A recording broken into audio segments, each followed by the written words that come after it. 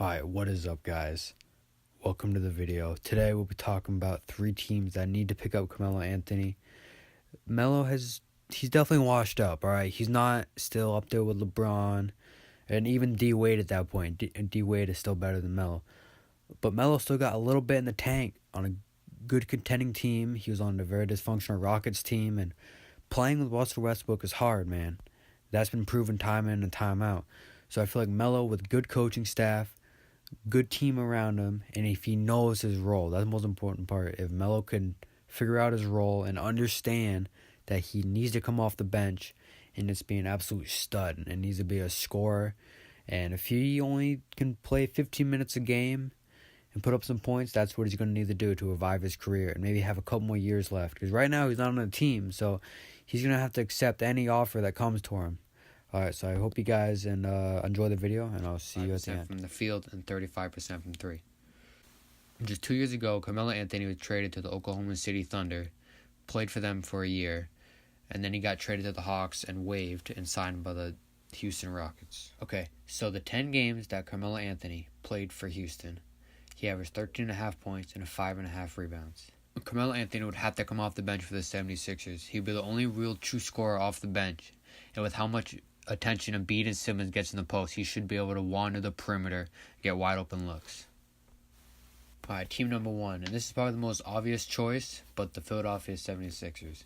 Now, some of the reasons why is they lost depth in the Jimmy Butler trade, trading away Covington and Saric and Jared Bayless just for Jimmy Butler.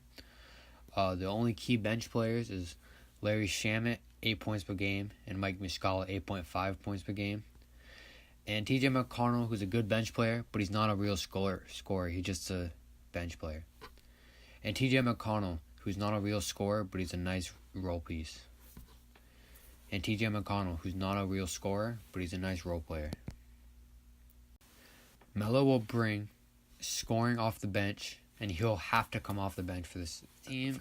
Has potential to be really good with Anthony Davis, but if they don't start winning soon, he's probably going to ask for a trade or leave him in free agency. So the organization has to show him that they're willing to win and do what it takes and take risks. And Carmelo Anthony is a huge risk at this point, but it's one that the Pelicans need to make.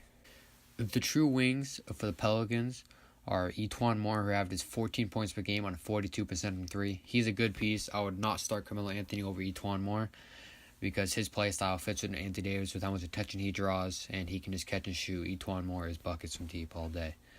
And another wing is Solomon Hill, who averages 4 points on 35% from three. That's not going to cut it for a playoff team. And Wesley Johnson, who is a new pickup this year, who's averaging 4 points and 43% from three while only taking 2 a game. So he's really not contributing much, while Melo's averaging 13.5 points and 5.5 rebounds.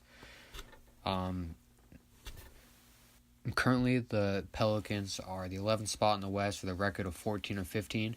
And they're going to need to start winning more games to get in a good playoff seeding and making it past the first round. Or Anthony Davis might want out in the summer. And the last team I have on this list is the Detroit Pistons. For Blake Griffin, they trade away assets and draft picks to get him. He is their main piece, and they need to start winning around him and Andre Drummond and Dwayne Casey as their head coach. And their wings and Stanley Johnson and Reggie Bullock, they can't wait for Stanley Johnson to develop up anymore. He's been in the league a couple of years, and he hasn't really shown much promise. So I think now it's time to get someone like Carmelo Anthony, a veteran player who could still score the ball, even though it's not at the best efficiency, but he can still score the ball. And with all the attention of Drummond and Blake Griffin in the paint, I feel like that would leave Melo to get some open looks on the wing and just be a veteran player for that team, trying to make the next step and get past the first round of the playoffs.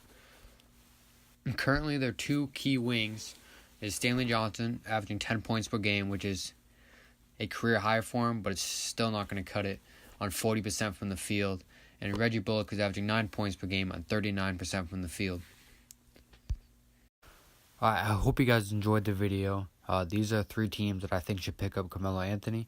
I think he's still got something left, at least 1 or 2 years left until he has to call it quits. But I hope you guys enjoyed the video, and stay tuned for more.